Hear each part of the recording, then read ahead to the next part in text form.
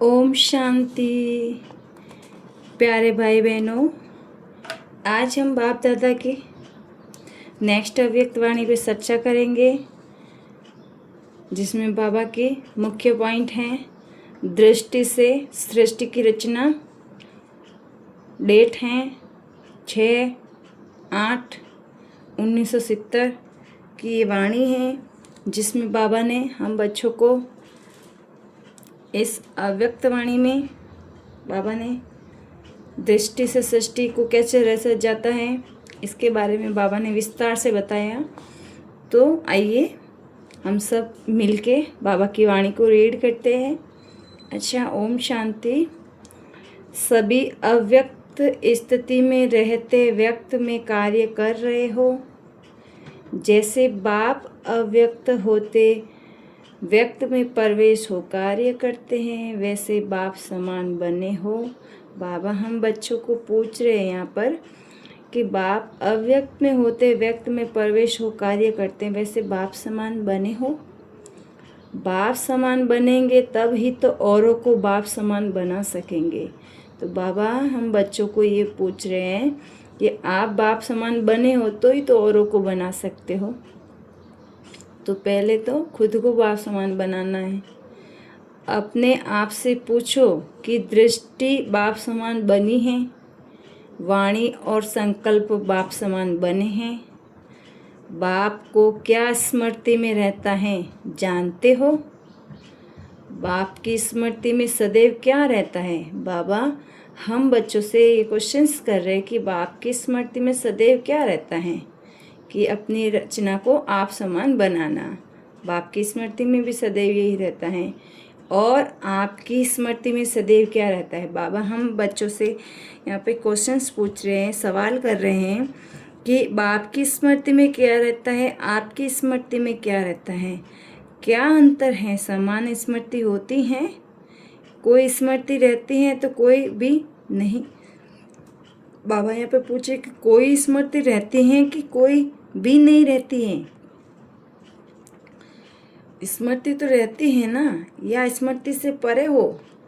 बाबा यहाँ पे ये पूछ रहे हैं कि आप स्मृति से परे हो क्या? स्मृति तो कोई ना कोई रहती है ना। कोई बात में बाप के समान आपकी स्मृति रहती है नहीं। अंत तक स्मृति में समानता आ जाएगी। नंबरवार फर्स्ट बच्चे और बाप में फ़र्क रहेगा। देखो यहाँ पे बाबा ने स्मृति की भी समानता की विशेषता बताई बाबा ने कि अंत तक स्मृति तो बाप समान आ जाएगी, वो भी नंबरवार। लेकिन यहाँ पे बाबा ने बोला कि फर्स्ट बच्चा होगा सत्युग का, वो भी उसमें भी फ़र्क होएगा, वो भी बाप समान नहीं बन पाएगा। यहाँ पे बाबा फर्स्ट बच्चे के लिए भी एग्जाम्पल दे रहे हैं कि वो भी उसमें भी कुछ परसेंटेज तक फ़र्क रहता है। मतलब बाप समान मतलब शिव बाबा के समान एकदम एक्यूरेट नहीं बन पाएगा। बाप दादा में भी फ़र्क रहेगा। देखो यहाँ पे बाबा ने बाप दादा का अर्थ समझाया। बाप दादा मतलब ब्रह्मा बाबा और शिव बाबा। तो ब्रह्मा बाबा को भी कंपेयर कर रहे हैं शिव बाबा अपने से। समानता आ जाएगी। जैसे बाप बेहद का बाप हैं, वैसे दादा भी बेहद का बाप हैं। बाप दादा के समीप समानता होनी चाहिए। जितनी जितनी समानता, जितनी जितनी समीपता, उतनी ही समानता आती जाएगी।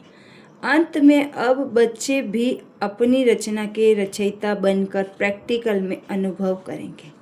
बाबा ने यहाँ पे हम बच्चों को फिर से ये एडवर्टाइज किया है कि अंत में अब बच्चे भी अपनी रचना के रचयिता बनकर, अपनी रचना वो जो प्रजा बनाएगा, जो भी ज्ञान सुनाएगा, अपनी प्रजा बनाएगा, उसके लिए बोल रहे बाबा कि रचयिता बनकर प्रैक्टिकल में अनुभव करेंगे। जैसे बाप को रचना को देख रचयिता के स्वरूप की स्मृति स्वतः रहती थी, ऐसी स्टेज नंबरवार बच्चों की भी आनी है। बाबा ने यहाँ पे कितनी सुंदर लाइन बोली है कि जैसे बाप को रचना को देख रचयिता के स्वरूप की स्मृति आती है, जैसे बाप को देख रचयिता के स्वरूप की स्मृति आती है, स्वतः रहती हैं, ऐसी स्टेज नंबरवार बच्चों की भी आनी है। बाबा भी अपने बच्चों की भी वैसी ही स्थिति, वैसे ही समान दृष्टि से बाबा बच्चों को भी देख रहे हैं कि आपकी भी ऐसी स्टेज आनी है। दृष्टि से सृष्टि रचने आती हैं। यहाँ पे बाबा वापस हम बच्चों से सवाल पूछ रहे हैं कि दृष्टि से कैसे सृष्टि को रचा जाता है। आपकी रचना कैसी है? कुक की और नैनो की दृष्टि से रचना रचेंगे। यह तो कहावत है कि दृष्टि से सृष्टि बनेगी। ऐसी दृष्टि जिसमें सृष्टि बदल जाएगी, ऐसी दृष्टि में दिव्यता अनुभव करते हो, या फिर दृष्टि धोखा भी देती है और दृष्टि पतितों को पावन भी करती है।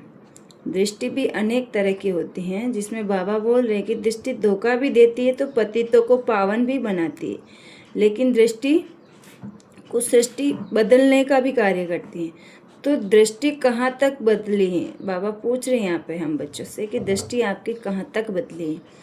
दृष्टि क्या बदलती होती है? बाबा बोल रहे हैं कि दृष्टि क्या बदलनी होती है, ये मालूम है? आत्मिक दृष्टि बनानी है। आत्मिक दृष्टि, दिव्य दृष्टि और अलौकिक दृष्टि बनी है। जहाँ देखते हैं, जिसको देखते हैं, वह आत्मिक स्वरूप ही दिखाई दे, ऐसी दृष्टि बदली है। जिस सृष्टि में अर्थात नैनो में खराबी होती है तो एक समय में दो चीज़ें दिखाई पड़ती हैं, ऐसे ही दृष्टि पूर्ण नहीं बदली है तो यह दो चीज़ें दिखाई पड़ती हैं। बाबा ने हमें यहाँ पे बोला है कि जिस तरह से दृष्टि अर्थात नैनों से खराबी होती हैं, वैसे ही एक समय में दो चीज़ें दिखाई पड़ती हैं। ऐसी दृष्टि समझना कि ऐसी दृष्टि पूर्ण रूप से अभी बदली नहीं है, तो इसमें फिर दो चीज़ें दिखाई पड़ती है, देही और देह व कभी ऐसा होता है ना। कभी देह को देखते हो तो कभी देही को देखते हो। जब नैन ठीक होते हैं तो जो चीज़ें जैसी होती हैं वैसे ही यथार्थ रूप से दिखाई पड़ती हैं। ऐसे ही यह दृष्टि भी अभी जब बदल जाती है तो यथार्थ रूप है कि वह दिखाई पड़ता है। यथार्थ रूप है ही देही नह की देह, जो यथार्थ रूप है वह दिखाई दे। इससे समझो कि दृष्टि ठीक है। दृष्टि के ऊपर बहुत ध्यान रखना पड़ता है। दृष्टि बदल गई तो समझो दृष्टि ठीक है ना। यहाँ पे बोल रहा है बाबा ने कि दृष्टि बदल गई तो फिर कभी धोखा नहीं देगी। साक्षात्कार दृष्टि से ही करेंगे। एक एक को दृष्टि में अपने को यथार्थ रूप और यथार्थ घर तथा यथार्थ राजधानी देखेंगे। देखो बाबा ने यहाँ पे कितनी बड़ी बात बोल दी कि बाबा बोल रहे कि साक्षात्कार से जो भक्त आत्मा है वो साक्षात्कार भी अपनी दृष्टि से ही करेंगे, है ना। और भक्ति मार्ग में भी वो अपनी देवी के पवित्रता और उस दृष्टि लेकर ही वह अपने को संतुष्ट करते हैं। तो यहाँ पर भी बाबा ने बोला कि दृष्टि से ही तो साक्षात्कार भी तो दृष्टि से ही करेंगे। एक एक की दृष्टि से यथार्थ अपना घर, राजधानी और रूप देखेंगे। इतनी दृष्टि में पावन है। अगर यथार्थ दृष्टि है तो सदैव अपने को चेक करो कि अभी कोई भी सामने आए तो मेरी दृष्टि द्वारा क्या साक्षात्कार करेंगे। जो आपकी वृत्ति में होगा वैसा अन्य आपकी दृष्टि से देखेंगे। देखो बाबा ने बोला कि कोई हमसे साक्षात्कार करने आ जाए तो वो हमसे क्या साक्षात्कार करेंगे, हमारी वृत्ति में जो होगा वही तो दृष्टि में देखेंगे ना।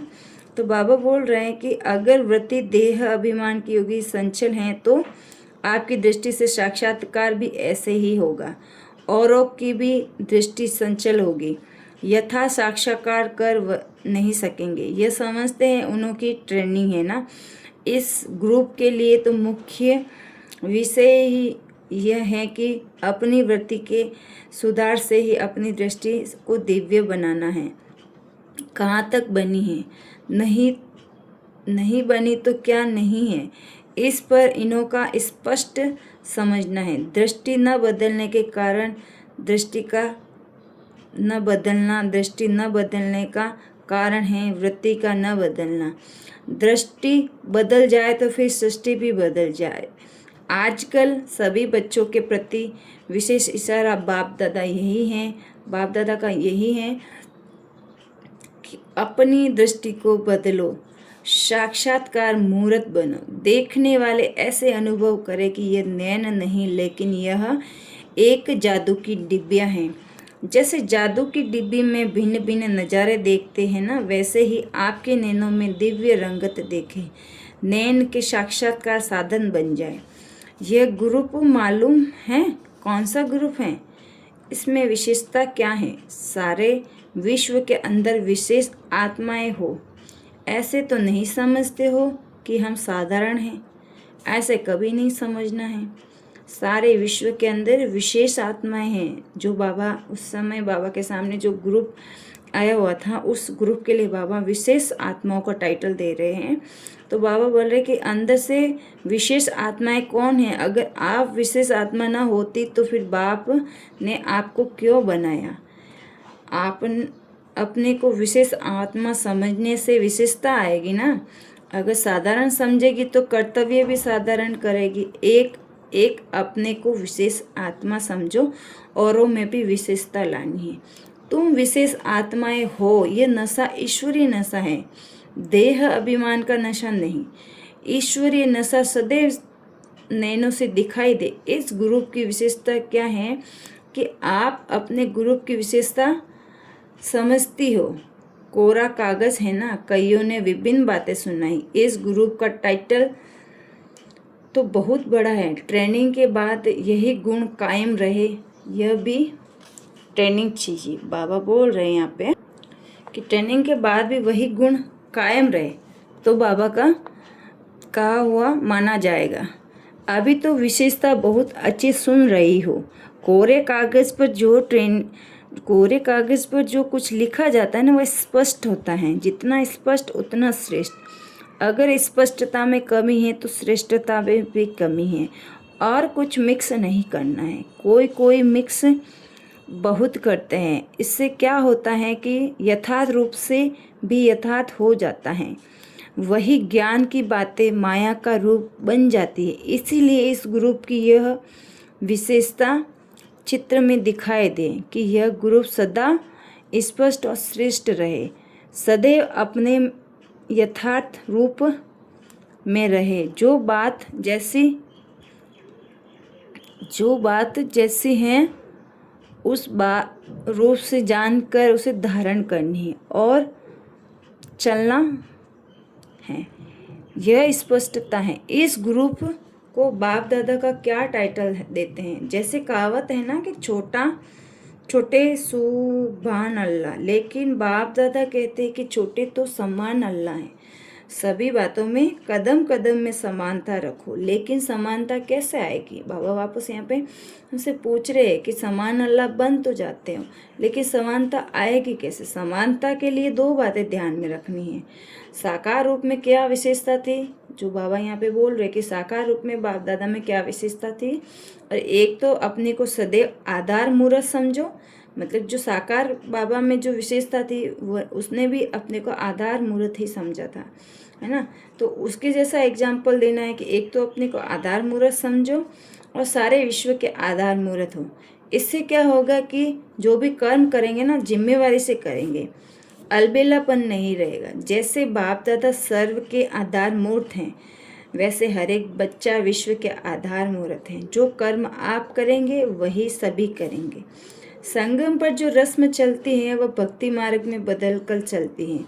सारे विश्व में आप आधार मूर्त हो। हर एक को अपने को आधार मूर्त समझना है और दूसरा उद्धार मूर्त बनना। जितना आप उद्धार करेंगे उतना ही औरों का भी उद्धार कर सकेंगे। जितना औरों का उद्धार करेंगे उतना ही अपना भी उद्धार करेंगे। अपना उद्धार नहीं करेंगे तो औरों का कैसे करेंगे? औरों का उद्धार तब करेंगे जब उद्धार मूर्त बनेंगे। छोटे होते हुए भी कर्तव्य बाप के समान करना है, यह याद रखने में समानता आएगी। फिर जो इस ग्रुप का टाइटल दिया बाबा ने कि छोटा बाप समान, वह प्रत्यक्ष दिखाई पड़ेगा। ये भूलना नहीं है। अच्छा, अब क्या करना है? बाबा फिर इस ग्रुप को बोल रहे कि अब क्या करना है? टीका लगाना है। बाबा यहाँ पे बोल रहे कि टीका लगाना है। ये टीका भी तो साधारण टीका नहीं है जो हम स्थूल रूप में कुमकुम का टीका लगाते हैं मस्तक पर। तो यहाँ पे बैठी आत्माओं ने भी यही समझ लिया होगा कि टीका वही होगा। बाबा बोल रहे कि ये कोई साधारण टीका नहीं है। टीका किस लिए लगाते हैं मालूम है? टीका सौभाग्य की निशानी है। जो बातें सुनी उनमें टिकने की निशानी टीका है। बाबा ये टीके की डेफिनेशन भी बता रहे। टीका भी मस्तक पर टिक जाता है तो बुद्धि में बातें टिक जाए, इसीलिए टीका दिया जाता है। और इसीलिए कईयों ने अपना विचार सुनाया कि बाप दादा ने जो सुनाया है वह और हैं, ये टीका और हैं। यह टीका इंजेक्शन सदा माया के रोगों से निवृत्त रहने का है, सदा तंदुरुस्त रहने का है। ये टीका जो आप सभी ने सुनाया है और भी हैं, ये दोनों टीके लगाने हैं। एक है शक्तिशाली बनने का, दूसरा है सदा सुहाग और भाग्य में स्थित रहने का टीका। दोनों टीका बाप दादा लगाते हैं। निशानी एक, राज दो। देखो बाबा यहाँ पे दोनों टीके के राज बताया कि निशानी तो उसकी एक रहेगी लेकिन राज दो होंगे, अलग अलग राज हैं ना दोनों के। एक तो शक्तिशाली बनाएगा, दूसरा सुहाग, सदा सुहाग की भाग्य निशानी है। निशानी तो स्थूल होती हैं लेकिन राज दो हैं, इसलिए ऐसे तिलक नहीं लगाना। तिलक लगाना अर्थात सदा काल के लिए प्रतिज्ञा करना। यह टीका एक प्रतिज्ञा की निशानी है। सदैव हर बात में पास विद ऑनर बनेंगे, इस प्रतिज्ञा का यह तिलक है। इतनी हिम्मत है, पास नहीं बल्कि पास विद ऑनर। बाप पास विद ऑनर और पास में क्या फ़र्क है? पास विद ऑनर अर्थात मन के संकल्पों में भी संकल्पों से सजा न खाए।